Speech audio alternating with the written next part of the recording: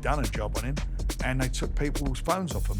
He hurt him then, and he's much stronger now. He's more developed. In the heavyweight division, you often get to hear that people need some time to recover. How was it a tough fight? He smashed Hurst to bits. Best version of Tyson Fury beats Alexander Usyk. Of course it's about money. Just saying. It's called professional boxing. I understand Do you that, work for nothing? There's two ways to say you don't want to fight. One is say, I don't want the fight, and the other one is to ask the most stupid purses you can believe. And that's what Eubanks did. Most fighters, when they get beat, they want to get out of the ring, get away and whatever. At one stage, I thought he was going to propose to him. Welcome to episode 87 of Talk Boxing with Simon Jordan and Spencer Oliver. This week is a huge week of boxing, so it makes sense to have the legendary and in part intellectual capital behind it, Frank Warren. Nice to see you, Frank. Good to see you, Simon. Big week. One of the questions that I wanted to get straight out of the gate with you is, you and I have spoken over the last 18 months about this phenomenon which is coming, which is the Riyadh season. The gatekeeper for what's happened now was the Ngannou fights. Riyadh season coming to London, what can people expect, given the fact you've got the flavour of it, you understand what their thought processes are? What we're going to look at on Saturday evening? Obviously, we've got a fantastic main event. The IBF world title between two Brits, two big punching Brits who are both on a roll. Good wit, good knockout roll of fights.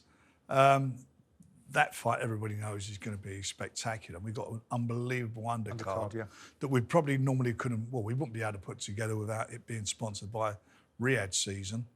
So that's a great bonus for everybody who's there. We've got Liam Gallagher as another little bit of a cherry, I suppose, on top of the cake, that he's going to sing 3 or 4 songs. And there'll be some other things going on there. So it's going to be quite a phenomenal night.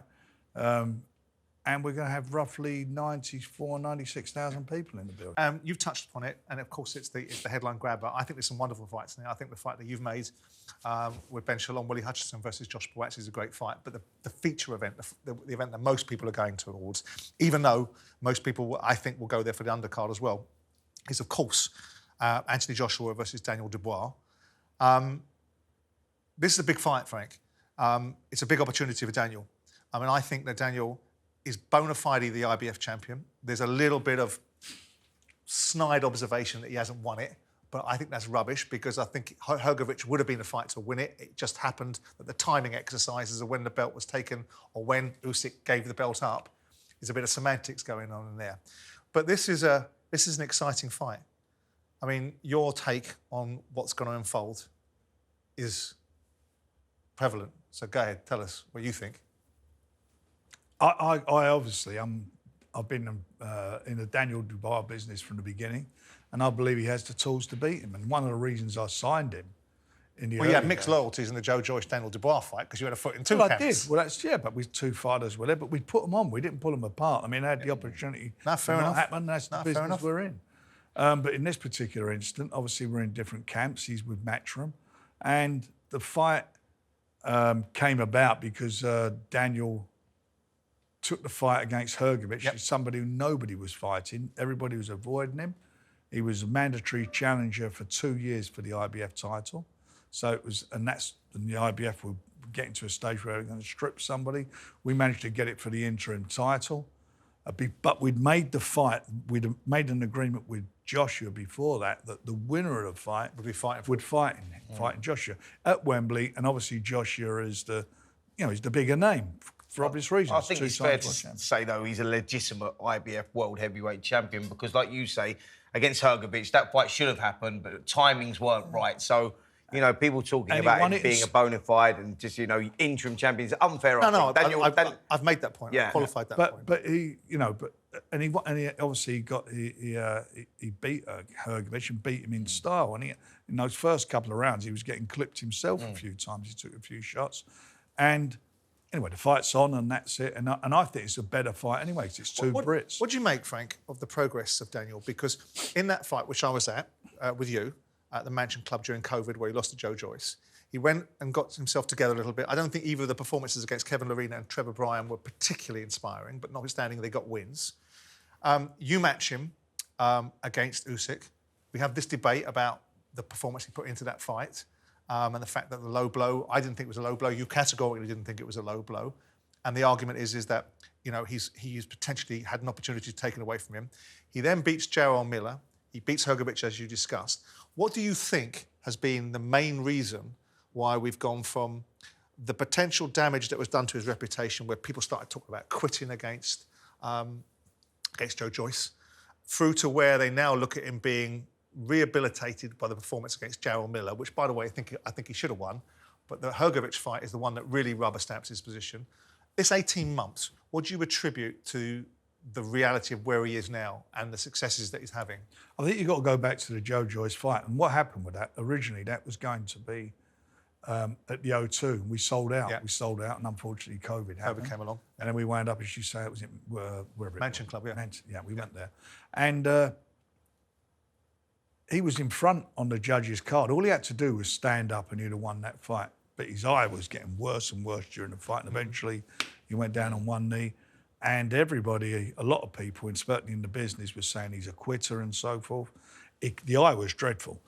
And at that time, I never knew what the extent of the injury was, and I was quite surprised what happened.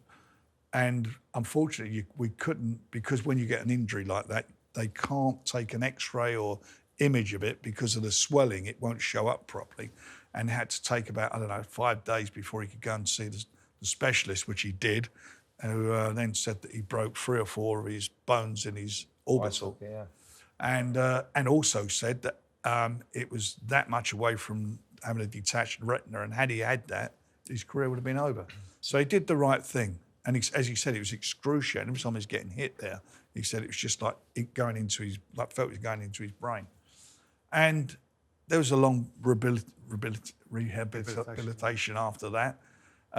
You mentioned the Reina fight. I see that in a different way. I think the Reina fight was a bit of a, for me, was quite inspiring, because in that first round, and you probably know this better than anybody who's being a fighter, it was on Tottenham in December. And if you look at when he goes into that ring, all the fighters were told to make sure you've got something warm on, because you're going to be in the ring, it's December. I mean, no one runs outdoor shows in December unless you're a lunatic like me, which is what we did. And he got caught cold. And if a fighter it's a dangerous time for most fighters. Top of the head shot, bang, got caught, went over, got up, and he was wobbly, but you could see he couldn't put his weight on his foot. I could see he weren't setting himself, and I didn't know he'd torn all his Achilles. I never knew that, but he was struggling. You could see that, but he gritted his teeth there. He showed a lot of character. I think it's fair to say he showed a lot of character. And he got clips of cut, and Lorena smelt it. He didn't. I think Lorena, he's not a bad fighter, and he absolutely fancied it then. And he came back and he stopped Lorena, and that for me was a big tick. That was like you had to pull it up. What was in his corner then? I think. Martin Bowles, was it? I'm not sure if Martin. I can't remember. Was Martin there then? I think that was before the change of trainer, wasn't it? Yeah, I think you're right. Yeah. So that moves me into the question of this transformation over 18 months. Yeah. In terms of the characteristics behind it, are we attributing so much of this to Don Charles?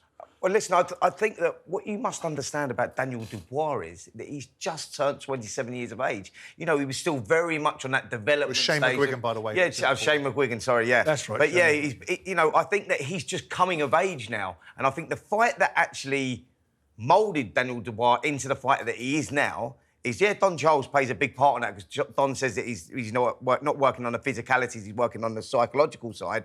But Daniel believed in himself after the Alexander Usyk fight, where he recognised, hold on a minute, I was that far away from winning the title in that 8th round. When was it a low blow? Wasn't it a low blow? I personally am in that camp where it wasn't a low blow.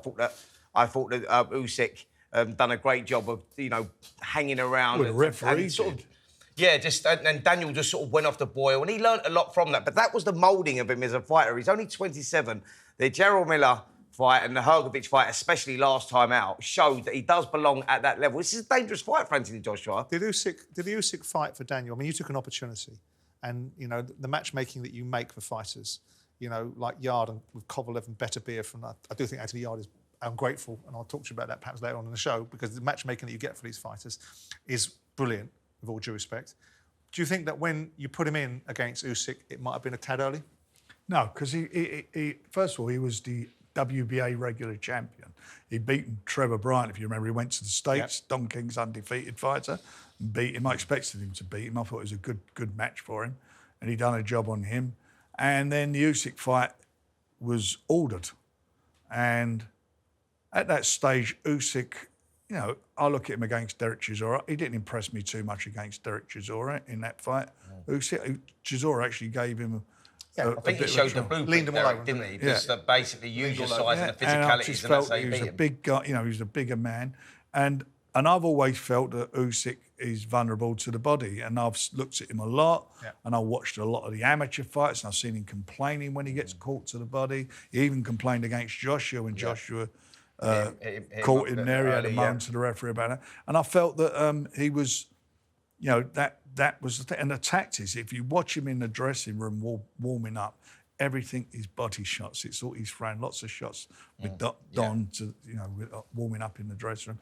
And that referee was a joke. The referee in the dressing room didn't talk, you know, didn't instruct correctly. And thankfully, it was being filmed. It was all part of it, but you know, the WBA ignored all that in afterwards. But the fact of the matter is, in the ring, you have to be your own judge. Yeah. You bring that's one of them, and that's the other one. I think he took a lot from that contest, though. Yeah, Frank, but that referee giving him nearly 4 minutes to recover, when at one stage he wanted to carry on, and he said, "No, take some more time." But it was a debate. I mean, but he got it in his head.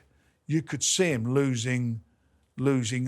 You know, losing. That's the trainer's job. He lost momentum, didn't he? He lost momentum in that corner. But what I've noticed with him as well is that, you know, he shuts down sometimes. Like he doesn't listen to the corner. That's why I got the old man. That's where you got his father involved. Yeah, because he listened. That's a voice he's listening to. He's there all day with him. And that fight when he had the fight against Miller. Yeah, you pulled his father into the ring. And it was in the third or fourth round. And I see him looking, he was just in the ring, started looking around a bit. And I see Don talking to him in between rounds, and he just wasn't seeming to focus. And Don's an excellent trainer. He's got him there, and I just felt, and his dad, I remember he was sitting about 6 or 7 rows wherever he was sitting back. And I said, go and grab him, bring him in, push him in the corner. And I said to the old man, you know, tell him to just double that jab up and then let the right hand go. You know, it's obvious what he had to do. And Don was telling him the same thing, but he was listening. Different voice. And he was hearing that voice, and it just all suddenly started happening. But 2 things came out of that fight with Daniel. One was the fact that he didn't charge across the ring after 4 minutes and put it on Usyk. And you're saying that's because he lost focus. And the other is a more sinister observation that when it came to the 9th round and the fight was coming out to its end, that he quit. And the reasons why I say that is because Eddie Hearn was on a show with me the other day with Jim White, and this is what he had to say. So listen to this. And I think the way that Dubois has lost in the past, and I don't like to say it because I think all of these guys are incredibly brave, he quit. He quit against Joyce and he quit against Usyk, right? But he never got hurt. You know, like if you look at the knockout against Usyk, it was, you know, he went down, it was a stiff jab, he took a knee and didn't really fancy getting up. So what do you make of that? I don't agree with it at all. I don't think he did quit. But you could say the same thing with, you know, when AJ fought Ruiz in that first fight. Did you think he quit in that?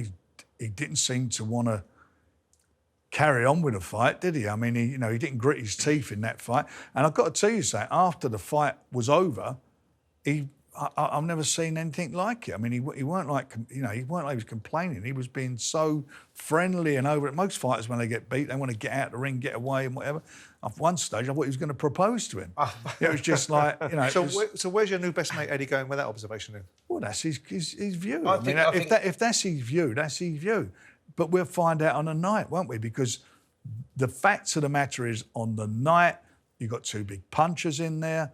Somebody is going to get clipped, and it's how they respond to it. I'm not saying they're going to get knocked out straight away. That first meaningful, hurtful punch is how they respond to it. And what I find with AJ is when he gets hurt, when he gets caught with a shot, he goes on the back foot. And he don't want to be going on the back foot against our man, because that is, you go on the back foot against him, he's probably one of the best finishers as a heavyweight in the business. He gets you in trouble, you are in trouble. How's he going to? I mean, the conventional wisdom. I think you're in a space, Spence. Yeah. Is this fight doesn't see the 6th round or doesn't see the 7th, right? No, listen. I think that knowing, it's one of these fights where I've got a sort of an insight into both of these camps, known them both for a long time. Don Charles, seen Daniel training for this fight, and I think that Daniel's the type of fighter. In where he's positioned right now is that rebuild that he's had. He's got a lot of confidence, and he's going to take the fight straight to Anthony Joshua. But that puts him in a dangerous space as well. And it could be a case of who finds a range first. Listening to Richie Woodall actually, and he was talking about the jabs of both guys. Anthony Joshua is a great, he uses that jab so well, but he uses that now as a defensive mechanism more now, where he finds a range with that to set up for the right hand. With Daniel Dubois uses that left jab as a weapon. Yeah. And that's where he goes. Daniel goes for it, and so he puts himself in that space. But Anthony Joshua has got to use that space and control that space to get off with his own right hand. But the fight doesn't see the second half for sure. When they throw the right hands. Because Dubois hands. goes and Joshua will have to meet him because he's not that fighter where he'll move and move and move. He's so something's going to happen because whoever lands the right hand first, Frank, gets knocked out. I don't agree with that. I don't agree with that. But give me this then about Hrgovic. I'll answer. About Hrgovic and Daniel Dubois. Daniel Dubois took a lot of right hands in them first couple of rounds. That he had a good whiskers. He can't take those against Anthony Joshua, right? I hear what you're saying. I hear absolutely what you're saying. And the thing about, for me, Hrgovic is a better boxer than AJ. Mm-hmm. A much better boxer than AJ to start with. But he doesn't carry the power that AJ's got. Yeah, that's right. And the fact, again, if you look at what's his name, Usyk, he doesn't carry the power as what Daniel does. Yeah. But he's not a better boxer than Usyk, AJ. No, but that's what I'm saying. So what I see it is when they're letting when they come out, they're going to be letting their jab go, whether it's a defensive jab or he's using it as an attack weapon, whatever it is. That's setting up to let the right hand go. So both orthodox. When they start letting their jabs go, that's when they become vulnerable to the counter. So the jab goes, then they go, let that right hand go, and then you're exposed. And it's who can take that shot. Do you think it goes past 6 though, Frank? Are you No, expecting... I don't. I genuinely think it's going to be. I think it will be a tear up. I don't. I'm going to be. It's going to be interesting to see what AJ shows up. Is he going to come out on the offensive, or is he going to do? I mean, the two fights he had with certainly that fight with what's his name, Wallin, yeah. Those first couple of rounds, he weren't jumping on him at all. No. The first couple of rounds, he was quite cagey. And Wallin, I've got to be honest, disappointed me a bit because he wasn't actually, he didn't like he wanted to be there to me. But I'm not criticising AJ because he'd done what he had to do. And Ngannou, he caught him as he should do, and as Tyson should have done. He'd done a job like your man did. But do you feel that in this contest, AJ's not going to have to go looking for Daniel? He's only got to hold his feet because Daniel will go for AJ. That's true, and vice versa. Yeah, absolutely. And vice versa. That's why I don't think it goes past 6 rounds. And I'm not saying it will, but I think I don't think Daniel knows how to go on the back foot. How will he deal?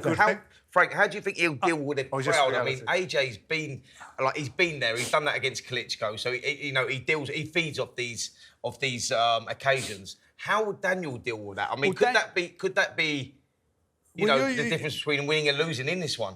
Keeping his control, keeping his temper. Well, he was in these last 3 fights. He's been the underdog. He went to Poland. The majority of the crowd were all Ukrainians, so he's been there. He's experienced that. He wasn't the underdog against Gerald Miller. Don't come here. He was. The bookies had Gerald Miller favourite. Did you think he was the underdog? Did I think? I didn't think he was the underdog in either of them. I thought he'd win all the fights. I said that. I mean, I can't change what I said. I said that beginning part. But the facts of the matter was, in betting, he was the underdog. Where are you on the argument? Not the argument. Here's a statistic for you. I was looking the other day and thinking, he's just won this world title or beaten Hrgovic on June the 1st. He's fighting on September the 21st, which is 111 days between fighting. He's fought Gerald Miller and Usyk over the last 9 months. Anthony Joshua's had a nice little break. Yeah. Fought Ngannou. Is there not an element of... Elenius, Ngannou and the other one, don't they? Yeah, but Ngannou was his last fight. Yeah, So what I'm saying is, in the last 6 months, your boy, Daniel, was fought June the 1st. But this is my point. Is there not any... Because normally we get to listen to, we can't have a fight without proper preparation. He's had less than 4 months. Does that, in any shape or form, disadvantage him, given the fact that he's come off the back of 2 difficult fights? Jarrell Miller was a difficult fight. Hrgović was a difficult fight. And bang, 111 days later, he's into a world title against arguably the most informed Miller fighter. was a difficult fight. He won every round. I thought he boxed really well and won every round. You thought it was so difficult, you called his father to the side of the ring to get him to liven up. So it was difficult. He just wasn't focusing and listening in that round. But it weren't a difficult fight for him. Once he was doing what he was doing, once he was actually letting his shots go. So you're not worried in any shape or form. I'm not asking you an excuse out of here. No, I'm not. I'm just saying it's very unusual. I think it's an advantage for him. He's going into that because of the momentum. He's a young man. Why do we always listen? Sorry, they need more time. He's a young man. He's not an old fighter. He's a young man. What's he? He's eight years older than him. Yeah, but I think that with that momentum, Daniel's that type of character, and I see him because I've seen him in the gym with Don Charles. So I've seen how they're training. How good is he looking? He's looking great.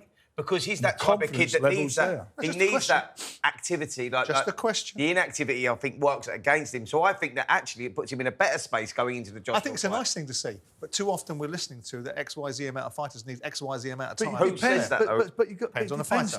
But honestly, it depends on the age of the fighter, the fights that he's been in. I'll remind you of that when it comes around again. Well, you can remind me, but it depends on the fighter. It's subjective.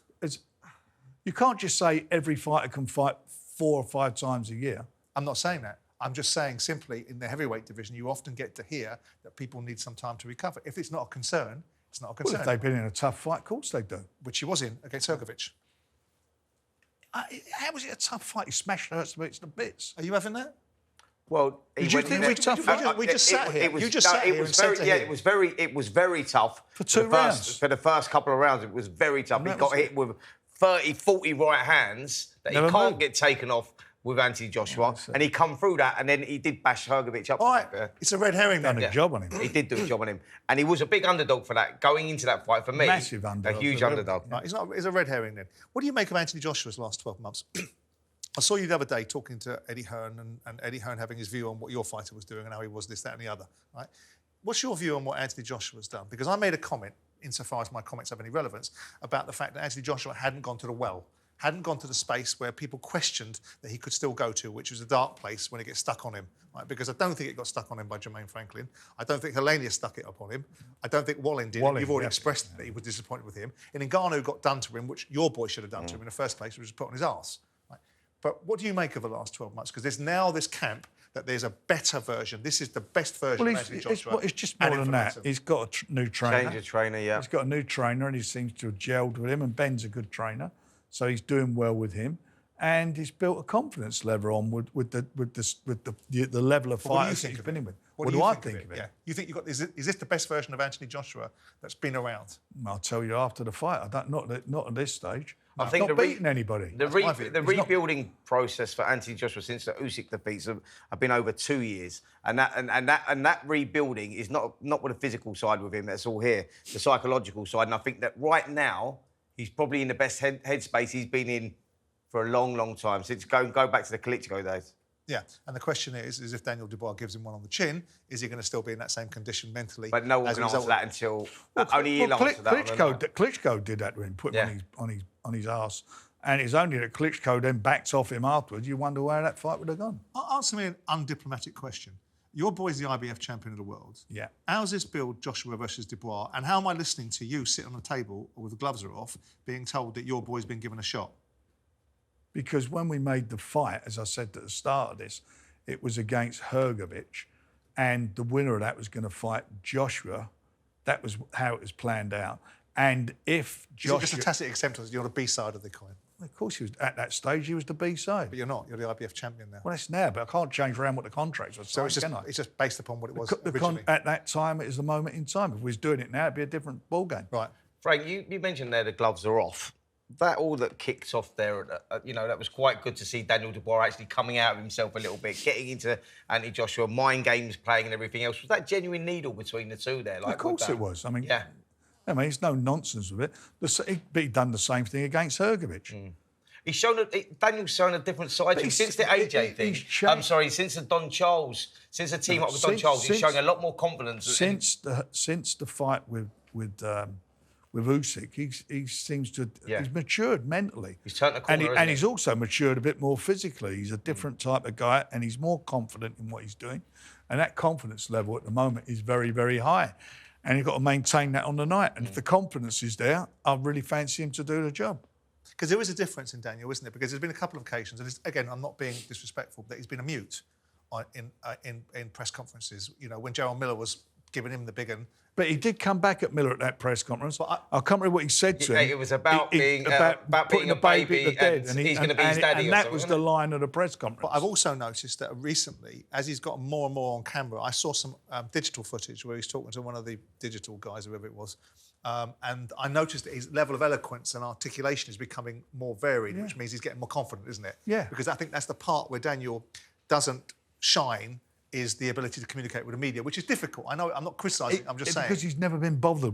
It's like one of those things where, you know, he's a quiet guy. I mean, you'd like to have been in the era of George Foreman, because he never spoke to anybody. Oh, was he? He was. He never, German Alsatian. First round, he wouldn't say nothing at all. I mean, he wouldn't speak. He had no time for the media. And then, but you look at him now. He obviously was in. You know, I want to say it, he was in the shadow of his dad, because his dad's a big character in his life. Yep. And that's how he was. And he didn't have it. He's found his voice now. And the last round table things that he's done, certainly with Hrgovic and with AJ, showed no. It's not that he doesn't respect them. Were you surprised by the reaction? Because AJ went straight for the "don't you disrespect me" nonsense, right? Which, by the way, I was shocked. Yeah, he's not in the business of having to respect AJ, is he? He's in the business of being able to tell him, "I'm going to beat you up." Well, he's the two-time world champion, Olympic gold medalist, wealth of experience, and he's looking at him like he's a kid. But he's a kid who, by the way, is very confident, having sparred with him when he was a kid. You know, remember, he's much older than him. And when he was that kid, he handled himself against him and hurt him. I know there's all this stuff going around. I've heard various conversations. Yeah. Fowler came out this week. He said he was there and see it happen. And I, you know, you always hear stories. The story I heard is he done a job on him, and they took people's phones off him up in the gym up in. Yeah, but I mean, as they both say, I mean, but the thing is, if you're but the point I'm making, does it matter? But the point I'm making about that is that he was a young man then, and he knows he can hurt him. He hurt him then, and he's much stronger now. He's more developed. He's physically a bigger person, physically stronger, and he hurt him then. So he knows if he gets. We know he's got power. I mean, is this a really important time because people talk about the fact he's 26 years of age. And, you know, 27. I don't know, 27 now. Last week. 27. So, you know, Anthony Joshua, he won the world title when he was 27. And we've had other world title holders. I mean, Tyson's the other extreme, Mike Tyson's the other extreme end of the equation. He was 21, and you've had other fighters, Ali, of course, back in the day. I don't know how old Tyson Fury was when he won the world title. He must have been 27, 26 as well when he won it in 2015. Right? Is it kind of now? Because with you, you've got this brilliant ability, and I don't mean to blow smoke up your arse, but you've got this brilliant ability of being able to seemingly own the heavyweight division. You've got Tyson Fury at the top end. You've got Daniel Dubois in the middle to top end. You've got Moses Atuma coming up, who I think is going to be the next phenomenon. Daniel Dubois may well get the benefit of the old guard disappearing over the hill if he doesn't win this fight against Anthony Joshua. But looming in the background is this boy, Moses Atuma, coming up like a steam train. Is he really got to take advantage of the landscape now? Yeah, he's got to win. I mean, this is his time. This is his time now. And, you know, like it's like the pressure's not on him. The pressure's on AJ. You know, as you said, in there, the crowd, the majority of the crowd will be behind him in a big way. The pressure is on AJ to deliver. Is it? I think, everyone. Let me just finish this point. Yeah, go on. Everyone's sitting there going, not everyone, but a lot of people, mean-spirited, are going, you never won the IBF title. You've been gifted it. So isn't he under pressure to go into that fight and win it because it validates the fact that ultimately he wasn't gifted? What I mean by the pressure is that for those two guys, and it's again, like with the betting favourites and all this thing, that's what he is. So everybody, you know, most people you speak to think it's going to be, you know, he's going to swallow, he's going to be a walkout, you know, that's the mentality. So the pressure is on AJ to do that. And for me, I'm telling you, if this kid catches him, and I believe he will catch him, there'll be trouble ahead. I think it's going to be something different. And you know, when you get older as a fighter, right? Suddenly, bang, it's not there. The reason the pressure is on AJ and not Daniel Dubois is because of that age. Because of the expectation. Because of the age, yeah. Like, if Anthony Joshua loses this fight to Daniel Dubois next week, that rebuilding process is going to take too long. Like, he can come again, Daniel, can't he? Like, one saying is he's 27 years of age. It's all about, you know, he can get himself back up there. AJ must. No, but AJ I'll tell you another thing in his mind. You look a couple of weeks ago, you had Ruiz in with Miller. Yeah. And Miller beat him. Yeah. He won that fight. Yeah. You look at that. And you look at Ruiz in with AJ, and you look at Miller against him. So you start looking at the full. We're giving Agovic big licks, and your boy Zhilei Zhang beat him. Sorry? We can run the argument about who won and who didn't win, because we can look back on the argument that you would advance, which was I thought Zhang won it. I said that. Ergovic got beat by Zhilei Zhang. Yeah, I agree with you. I agree with that, and I did think he did win it. But no one wanted to fight him afterwards. I mean, that's the facts of life. Let's transition away from AJ. And by the way, Joshua wouldn't fight Zhilei Zhang. They were in the same camp at the time. Why is that then? Better ask them. I'm just assuming you might know, given the fact you brought it up. Right, let's transition into... there's been some radio silence, which I think has been a blessing. But maybe I'm a mean-spirited son. Tyson Fury. Haven't heard a lot from him. And sometimes I think with him, at least Mendes, but that's a different discussion. Where's Tyson? How's he getting on? What's he doing? He's good. He's at the moment. He's just ticking over, and he went out. I think they went out to look at a couple of training camps, and they get into the serious side of it at in October. Right. Anyway, here's an interesting one for you. I don't know if you saw last week, but if you didn't, I'm going to play it for you. Derek Chisora was in the studio, and this is what he said about Tyson Fury and the things that are coming his way. There's two things you have to understand. When Tyson fights, he fights for himself. When Usyk fights... He fights for his country. Fights for his country. Yeah. Tyson, I don't think Tyson was 100% when he walked in that ring. For what reason? Well, mentally or physically? I mean, because he had a massive cut. He didn't want to get 10 grand for missing, 10 million for missing the fight. So he didn't spar the way he wanted to spar. You think underprepared, like for a fight of that magnitude? Underprepared, yeah. You think Usyk still wins? I think Usyk stops him this time. Really? Yeah. Wow. Do you think... Again, Frank, Chisora talking about Fury's preparation for that fight and the outcome as a result of what we saw. What's your take on what he just said? It's his opinion, but it's wrong. He trained for the fight. And he trained well for the fight. And for the first 7 rounds of the fight, he looked like at one stage that was gonna be the end of the fight. He got caught, in that 8th round on the nose. And I don't know what happened when he got caught. 9th round, I think it was the 9th round. No, that was the 9th round is when he came on strong. No, he got caught around before. If you watch him, he gets caught with a shot and it's like on the tip of his nose. And he told me afterwards, he had this strange, weird effects all around his eye. And he kept doing this. He kept touching. You watch him in the fight, keep touching it, and he just lost his focus. Do you think, Frank, that he underestimated Usyk in many ways because he talked about his size and physicality? Because for the first 4 rounds to me, it didn't seem to get going, Tyson. It seemed like he was just sort of like, he wasn't really doing too much, and that's where he may have been like letting the fight slip away from him. He turned it around in the middle rounds, and then Usyk took control again, didn't he, from that 8th round, from that moment? Well, he caught him on the nose, and then the 9th round was, if it weren't for the ropes, he would have been on the floor, and he managed to get through it, and he got right through to the end, and he won the last round. But I went in a dressing room with both of them afterwards, went to see both of them. And for me, it took more out of Usyk than did out of Tyson. But there's no debate who won the fight, right? No, I thought he won it. But it's nothing in it. No. I didn't think there was anything in the fight. Nor did it's a split decision. No, and a lot of people, like people who I respect, like Thomas Hauser, scored it a draw. A lot of people who didn't have a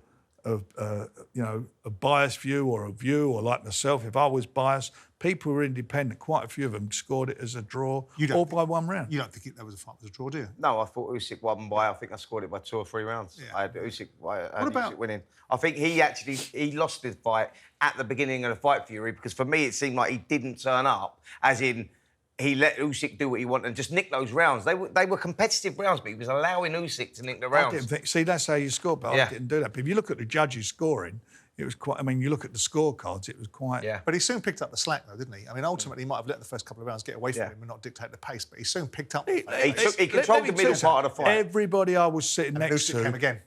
Everybody in that 7th round, everybody I was sitting next to thought that Usyk was going to get knocked out. Well, it looked that way, though. That uppercut, and his legs went all over the place. Yeah, but if my aunt was my uncle, and he didn't. He went on and well, that's Tyson that's damage. boxing. Where are you on the observation? Too many voices. What we saw. I don't like corners where everybody's shouting. Of course I don't. So what's going on there? You've got his dad shouting left, right, and centre. Well, what's going on is it happened, and they've got to make sure it don't happen again.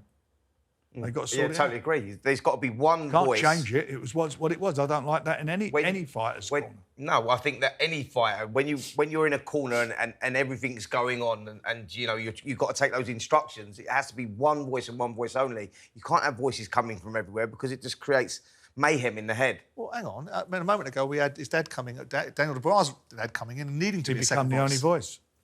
He became the only voice. OK, fair enough. Where were you, Spence, on... I mean, we've discussed this with Derek last week, and it'd be interesting to throw a couple of things that Derek said beyond the VT that we've got there about what happens to Fury on Joshua's hands and what happens to Usyk's on Joshua's hands. We'll throw that in a second. But what do you think of the second fight between Fury and Usyk? I think I've got an opinion because everyone thinks my head's up Fury's arse, which isn't. Yeah. Right? I just happen to think he can win this second fight. Listen, it's definitely a winnable fight for Tyson Fury because he has that, he has those physicalities and he's also got the boxing IQ. But whether he can do that again in the second fight remains to be seen. I mean, I'm unsure. I still think Usyk wins the second fight.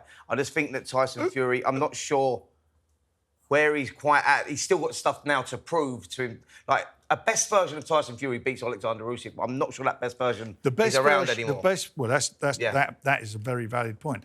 But the best version of Tyson beats the best version of Usyk. I agree with that. I agree with that. But what you said is quite real. And then is there going to be the best version of Usyk? Because in that dressing room afterwards, and I only said what they told me when the doctor was there, and I was in there when the doctor was examining him, and the doctor said that he thought he'd broken his eye socket, and they sent him for an MRI, and that's why he weren't going to the press conference. Then he went, and then Igis, his manager, told me when we was at the airport that he got caught with a shot, the uppercut, and it impacted a implanted tooth into his jaw. Wow. So, and he didn't look too good. And Tyson, but Tyson's in a little bit more, a little bit more movement with him, if you know what I mean. But that's what I think there's the difference between the Tyson, like you're talking about the best version of Tyson Fury.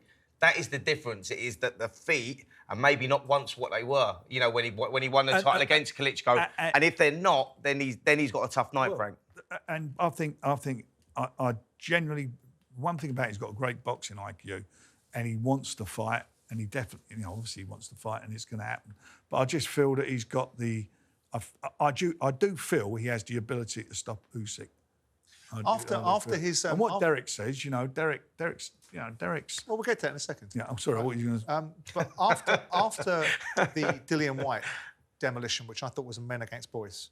From the moment he walked into the ring to the press conference, I always felt it was men against boys. I didn't think that Dillian Whyte thought he could win that fight, and I don't think that he came anywhere close. What do you keep telling me I should have been giving him more money for? He should have got more money from the first. I felt a bit sorry for him. That's all. Oh, all right. I didn't. Okay. I made the argument. We'll let you off there. We'll let you off for that. I made the argument. Hold on. Simon Jordan felt sorry for someone. Come on, mate. Come on, Frank. He had a whip round for him afterwards. He had a whip round. I've never heard so much. You felt sorry for someone. I did. Jesus. I made the argument that the poor bastard's been a manager for 2 years. Couldn't he get a few extra bob? He takes all the money on this show. You don't feel sorry for me. After that fight, he's going to top you up. After that fight, Tyson Fury proclaimed himself as the greatest fighter of his generation. In order for that claim to have some substance, he's got to beat Usyk. He's got to beat Usyk. Correct. And everybody, a lot of journalists said after the fight that Usyk is the best fighter of his generation. Heavyweight. Yeah. They've said that, and on the strength of that decision, the way it was given, fine. So I want it to be like that because if Tyson beats him, then he's beat the best fighter of his generation. Frank, I've got one for you. So if regardless of the outcome of Anthony Joshua, Daniel Dubois, Tyson Fury, Alexander Usyk, do we get Joshua Fury? Because Turki Al-Sheikh has made that. I think he said that that's a fight that he wants, win or lose for them guys. He wants that fight after they both box. And you're smiling there, Frank. That's a possibility. Look, maybe they're talking that Tyson beats Usyk, but if one wins and one loses, we still get the fight. I don't know. I mean, you know, if they both want it, Oh, it's nothing. No. Your face telling me that we didn't get that fight. No, it's not at all. It's look, I'm in the Tyson Fury, and I'm in the Daniel Dubois business. That's the business I'm in. I believe both those guys are going to win. Are going to win the titles. That'll mean that those belts are held by the both of them. And who knows? You know, it depends how AJ gets beaten. But we all know, right? Let's have it honest while we're having this moment to share. Put aside your loyalties towards Daniel Dubois, right, which are clearly commercial loyalties and also personal loyalties, and you want him to win. In the event, right, that Joshua beats him, which you don't think he does, but let's just say he does. Yeah. And in the event Fury beats Usyk, which you do think he does. No-brainer. Right. This is the fight that needs to be made, isn't it? This is the fight. And it goes to a different level, doesn't it? Absolutely. It goes to a different level. And that's pretty undisputed again as well. 100. But what I think what HE was saying, that even if they both lose to make it, and by the way, that's the point I was just making. Also, why not? I ain't got a problem with that. Yeah, absolutely. Listen, when you're talking about legacies and modern eras and whatnot, they have to fight, right? I mean, we need AJ versus Tyson Fury. If it's a fight that doesn't happen, it's going to be, you know, it's it has to happen for the right reasons. It can't just happen because both of them have got beat and they're now scratching around. Well, I think it needs to happen regardless. When you're talking about modern legacies. We've done a fight that we done Joyce and Derek Chisora, and I've got to be honest, I thought Derek should have retired a couple of years ago, and it would turn out to be an unbelievably, really entertaining and a good fight. But we're not drawing a parallel between those two boys and what. No, I'm not saying, but Fury it's two guys and Joshua two beat. guys. No, but I think regardless, you need to see the fight anyway. AJ versus Fury. If they win, yeah, it makes a regardless. credible case for it. If it's not, it's become a circus. But it's a fight you'd watch, right? But also, it depends how they lose. You can have it say it's a debatable decision until so it's the best of the best, the best of the losers, is it? That's what. Well, it depends how they lose. You can't just say how much that it generates. So, of course, it's about money. It's called professional boxing. I understand. Do you work for nothing? Yes. When you're going to top his, I feel like it was Thank you very much, Frank. We'll have that conversation professional afterwards. boxing. But regardless, you would watch the fight if they both lost and AJ versus Fury was made. Don't tell me you wouldn't watch it. No, I would watch it. Don't tell me you wouldn't be asking Frank for a ticket. I would watch it with less intrigue than I would watch it. Yeah, but you'd watch it. Two winners. But you'd watch it. But with a different dynamic. Would you pay the box I office want to fee? make sure that Frank was making a load of money. I'd want to pay my pay-per-view stuff so he can get a few more quid out of it. I think the whole conversation, until you see the two results of the two fight and how they end. Moot. Yeah. Right. Now, I've got to mention this because Derek talked about it the other day, before we move on to the undercard quickly. He talks about Joshua winning against your boy. Forget whether that's right or wrong, but let's say he does for the purpose of this conversation. He then said Joshua goes out and knocks Fury out in 4. No, he said he knocks Usyk out in 4 and Fury out in 6. Is that He said Joshua does. Yeah. Joshua. Well, they share the same management company. Well, what do you think of that? They share the same management company. Yeah, but what do you think of it? You're not short of an opinion. What do I think? I think he's talking out of his management mouth. Your mate. That's what I think. I mean, he ain't going to slag up his manager, is he? At one stage, I think he was his manager, and it's his company. They're both from Finchley, aren't they? Finchley ABC. No. They've got a lot of history. Who's the management company? 258, isn't it? 258. Yeah. He's under 258. Listen, I just wanted to put a question. Where's the research on that? I He thought should you'd be have brought ashamed it of out when himself you've for done making it. such a scandalous observation. see, he's taking all the money from the show and he's not even putting the research done in. the research. Who, what, me? Oh, yeah, you. Me? Yeah. No, I allowed it. I didn't hear you saying Bruce when he came out with it. Right, let's move on to the undercard. A fight that I really like and had discussions with you about earlier on, which was Josh Boazzi and Willie Hutchinson. Yeah. How are you looking at that one? I fancy Willie to win it. Well, you would because you put him in there. Of course I do. I wouldn't put him in the fight if I didn't fancy him. I'm not here. I'm not a fodder man. I put my guys in to win. It's a great fight. That's a great fight. Sorry? Can't you put Anthony Yard in He there? didn't want it. We made him the offer. He didn't want it. Ask your man Ben. He'll tell you. What do you think of the fight? I mean, what do you think? I mean, it's stars What do make I think? fights. Yeah, Boazzi's come away from Matchroom, and there's a lot of noise about Josh, and obviously he's looking to get into a situation where he can get a world title shot. And we've had the controversy in the background where people say that he walked away from the Dimitri Bivol fight because he didn't want to sign a load of fights with Eddie there and afterwards. But when you look at Boazzi, what do you think of? I think he's a good fighter. I think he's done well in the Olympics. And I look at Willie, and Willie's Scotland's most decorated amateur. They've both got unbelievable amateur pedigree. They've had, again, they've sparred as Amateurs. Yep. And now there's a lot of stories going around about that, but Yep. they were amateurs at the time. Willie lost his way a bit in a fight I was expecting to win during COVID again. It weren't good for us. But that was because he dropped down to super middle, by the way, as well. I've had the conversations with Willie about that. But I've got two. But he should never have dropped down to super middle because he's a light heavyweight. I know. That first round, I couldn't believe what I was watching. The second round, it was like watching Willie again, because when I signed him, I genuinely thought he was going to be one of our best fighters. I really did believe that. Well, then the second round he was his old self. Then he just fell apart. That was down to weight. Yeah, I hear when you make that weight. And then he had some problems, which I'm not going to go into outside the ring. Nothing to do with boxing outside the ring. But he's found his mojo. He's put some good performances in, and that was a good performance last time out. Craig Richards boxed really well. He put himself in there because he was a big underdog in that as well. He was an underdog. And Craig Richards, if you look at that fight again, you look at him. Look at the trouble. He lost a split decision to Bivol. Yeah, absolutely. Yeah. So that's a big form line now. Are we going to get any resolution to your ongoing dispute with Anthony Yarde? Oh, just honour our agreement, and I haven't got a problem. And are you hopeful you're going to find that solution? Sorry? Are you hopeful you're going to find that solution? The solution is really simple. You adhere to what you signed for. We both signed a contract, and there's terms in the contract that I've got to respect, and he's got to respect, and that's it. Well, that's what you signed contract Hopefully for. we will, because whoever wins this fight, it would be nice to see him in against Anthony Yarde. Because he was offered the fight. Anthony was offered the fight against Bivol. Yeah. And he was offered a fight against Boazzi, against Joyce. We worked very hard to try and get the fight done. Moving on from Boazzi to another fighter that's one of yours, that's a very exciting prospect, even though he bashed up my mate Bradley Skeet. Hamza Sheeraz. Yeah. And Tyler Denny. I mean, there's a lot expected. I mean, first of all, he interviews brilliantly, Hamza. Oh, I saw him the other day. Said it from the beginning. He's the complete package. Hamza Sheeraz is a complete package. And looks like he's got the lot. Yeah. I'm assuming you're expecting him to... I mean, Tyler Denny has earned the right to be in there. He's come the hard way, hasn't he? He's done it the hard way. And I said to Hamza, don't take it for granted. He's not coming to show up. He's coming to give you a fight. And you've got to be on your top form. You don't overlook anybody at this level. You're on the cusp of something really big. You've got to remember, again, with Hamza, when he came with us, he never had no outstanding amateur background. I mean, I like, we find guys sometimes where I like that they've not done it, they've not been on this podium squads, they've not had all this stuff, and they're more hungry. And he's been guided extremely well and got him into a good position. And I made it, when we did the 5v5 out in Riyadh, as part of the Riyadh season, we could pick our respective weights. I purposely picked middleweight to put him into the position for his fight, which was against a really good fighter, and made him captain because obviously I felt that was a big statement. What about a huge statement. What about my mate Ben? Apparently, what about Chris Eubank Jr?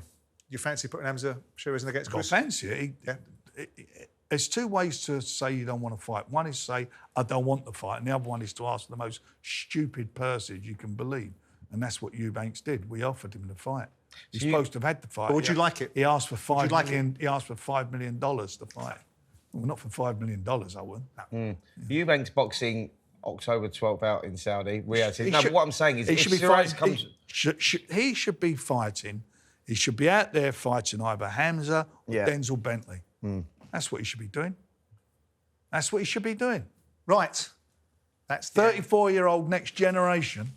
I agree with you. I agree with you. I'm the next generation. I'm interested in poker. I'm interested in poker and houses in Las Vegas rather than winning world titles. Right. Well, that's it for episode 87. Frank, thanks for joining us. It's a pleasure. Spencer, big week. Looking forward to it. Look forward to seeing you on Saturday. Looking forward to a spectacular event. See you next time. It will be.